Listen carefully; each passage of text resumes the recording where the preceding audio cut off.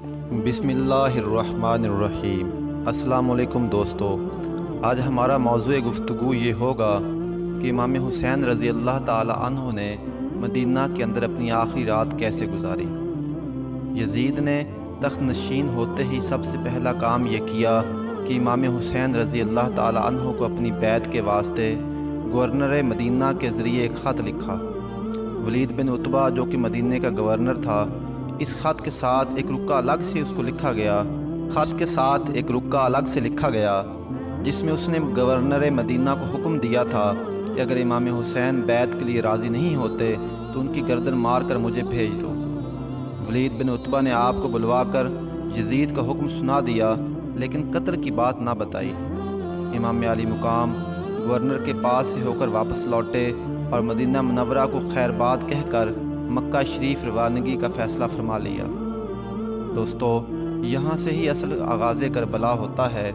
مدینہ طیبہ سے کوچ کرنا نہ صرف امام علی مقام کے لیے بلکہ اہل مدینہ کے لیے بہت ہی غمناک عمل تھا۔ دن بھر آپ نے روانگی کی تیاری فرمائی اور جن جن احباب اہل بیت نے آپ کے ساتھ جانا تھا ان کو بھی تیار کر لیا۔ شب آپ نے ریاض جنت میں عبادت اور نوافل میں گزاری اور اللہ تبارک و تعالیٰ کی بارگاہ میں یہ دعا فرمائی، اے میرے اللہ، یہ تیرے نبی کی قبر اطہر ہے اور میں تیرے نبی کی بیٹی کا بیٹا ہوں۔ میں جن حالات سے مجبور ہو کر جا رہا ہوں تو بہتر جانتا ہے۔ میں نیکی کو اختیار اور بدی سے اجتناب کرتا ہوں۔ اے اللہ، میں تجھ سے صاحب قبر کا واسطہ دے کر کہتا ہوں کہ تو میرے لیے وہ راستہ پیدا فرما جس میں تیری اور تیرے رسول کی رضامندی ہے۔ پھر آپ قبر انور کے ساتھ لپٹ گئے اور زاروں کی تار روتے رہے اور درود و سلام پڑھتے رہے، حتیٰ کسی حالت میں آپ نے دیکھا کہ فرشتوں کی ایک جماعت ہے اور آپ کے نانا جان تشریف فرما ہے۔ حضور صلی اللہ علیہ وآلہ وسلم نے اپنے نواسے کو اپنی آغوش میں لیا اور سینہ اقدس سے لگایا اور چومتے ہوئے فرمایا، اے میرے پیارے حسین، میں دیکھ رہا ہوں کہ انقریب تم خاک و خون میں تڑپائے جاؤ گے۔ میری امت کے چند اور ساتھیوں کے ساتھ زمین کربلا میں ظلم کے ساتھ ذبح کیے جاؤ گے اور تم سب پیاسے بھی ہوگے اور تمہیں پانی میسر نہ ہوگا، اور اس کے باوجود قاتل میری شفاعت کے امیدوار ہوں گے۔ خدا کی قسم، ان کو میری شفاعت نصیب نہ ہوگی۔ گھبراؤ نہیں، تم جلد اپنے ماں باپ کے پاس پہنچ جاؤ گے، سب تمہارے مشتاق ہیں۔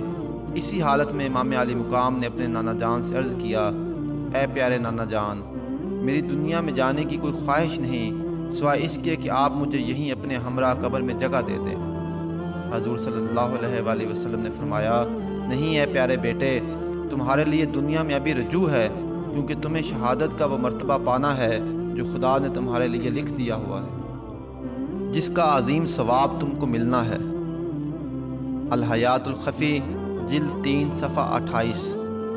اسی حال میں آپ قبر اطہر سے اٹھے کہ آپ کی آنکھوں سے آنسو جاری تھے۔ آپ صلی اللہ علیہ وآلہ وسلم کی قبر اطہر کے بعد آپ نے حضرت ابوبکر صدیق اور حضرت عمر رضی اللہ تعالیٰ عنہ کو بھی سلام کیا اور باہر نکل آئے۔ پھر آپ نے اپنے بھائی حضرت محمد بن حنفیہ سے ملاقات کی۔ آپ وقت کے بہت بڑے بزرگ اور جید عالم تھے۔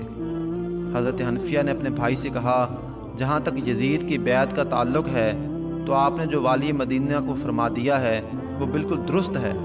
واقعی وہ اس کا اہل نہیں، میں آپ کے ساتھ ہوں، بلکہ تمام اہل مدینہ بھی آپ کے ساتھ ہیں۔ اب جو آپ مدینہ سے ہجرت کا ارادہ رکھتے ہیں تو مجھے بیماری سے صحت یاب ہو لینے دیں تاکہ میں بھی آپ کے ساتھ چل دوں۔ روایات سے ثابت ہے کہ حضرت امام علی مقام کے ساتھ آپ کے بھائی محمد بن حنفیہ نے مکمل اتفاق کیا اور آپ کو مکہ معظمہ جانے کا مشورہ بھی دیا۔ حضرت امام حسین نے فرمایا، اے بھائی جان، میں پھر مدینہ منورہ سے کوچ کر جاتا ہوں، لیکن میں یہ کہتا ہوں کہ آپ میرے ساتھ نہ چلیں۔ آپ کا مدینہ میں رہنا بہتر ہے تاکہ حالات کا جائزہ لیتے رہیں۔ بس آپ نے اپنے بھائی کو الوداع کہا۔ پھر امام علی مقام جنت البقیع تشریف لے گئے اور اپنی والدہ ماجدہ کی قبر اطہر پر حاضری دی۔ 60 ہجری ماہ رجب کی 27 تاریخ بروز اتوار 3 مئی 680 سنہ عیسوی کا زمانہ تھا کہ جب حضرت امام حسین نے اپنے خاندان کے افراد کے ساتھ مدینہ کو خیر بات کہا۔ امام حسین رضی اللہ تعالی عنہ کی مدینہ پاک سے رحلت اہل مدینہ اور خود آپ کے لیے بھی رنج کا باعث تھی۔ اس سفر میں آپ نے بعض روایات کے مطابق 10 مقامات پر پڑاؤ کیا اور شاہراہ عام کے راستہ پر سے گزرتے ہوئے چھٹے روز بروز جمعہ شریف 3 شعبان المعظم کو مکہ معظمہ میں داخل ہوئے۔ اہل مکہ کو جب آپ کی آمد کی اطلاع ملی تو لوگ آپ کے استقبال کے لیے جمع ہونا شروع ہو گئے۔ لوگوں کے جذبات دیدنی تھے۔ یہاں آپ نے شعب ابی طالب میں قیام فرمایا اور یہاں پر آپ نے تقریباً 4 ماہ اور 6 دن پڑاؤ کیا۔ دوستو، یہ وہی مقام تھا جہاں سرور کائنات حضرت محمد رسول اللہ صلی اللہ علیہ وآلہ وسلم نے قریش کے بائیکاٹ کا عرصہ گزارا تھا۔ اہل مکہ اور تمام عالم کے لوگ نواسہ رسول کی آمد کا سن کر آپ کی خدمت میں حاضر ہوتے رہے اور آپ سے فیض حاصل کرتے رہے۔ یہ پورا عرصہ جو آپ نے مکہ شریف میں گزارا، اس میں آپ نے اپنی موافقت میں کوئی فوجی طاقت نہ بنائی اور نہ ہی کوئی امدادی پارٹی بنانے کی کوشش کی، مگر آپ کی آمد کے بعد بہت جلد ایسے حالات پیدا کر دیے گئے کہ یہاں پر آپ کا رکنا ناممکن بنا دیا گیا۔ دوسری طرف یزیدی حکومت کو جیسے ہی حضرت امام حسین کی مکہ روانگی کی اطلاع ہوئی تو اس کی پاداش میں گورنر مدینہ ولید بن عتبہ کو معزول کر کے اس کی جگہ عمرو بن سعد کو مقرر کر دیا گیا اور مکہ کے گورنر یحییٰ بن حکیم بن صفوان کو معزول کر دیا گیا۔ یزید یہ تمام حربے امام حسین کے خلاف گھیرا تنگ کرنے کے لیے کر رہا تھا اور معزول کیے گئے گورنر دراصل اس کے شیطانی منصوبوں پر عمل نہیں کر رہے تھے۔ یعنی یوں کہہ لیں کہ یزید امام حسین کے ساتھ نرمی کرنے والے ہر شخص کو اپنے غضب کا نشانہ بناتا۔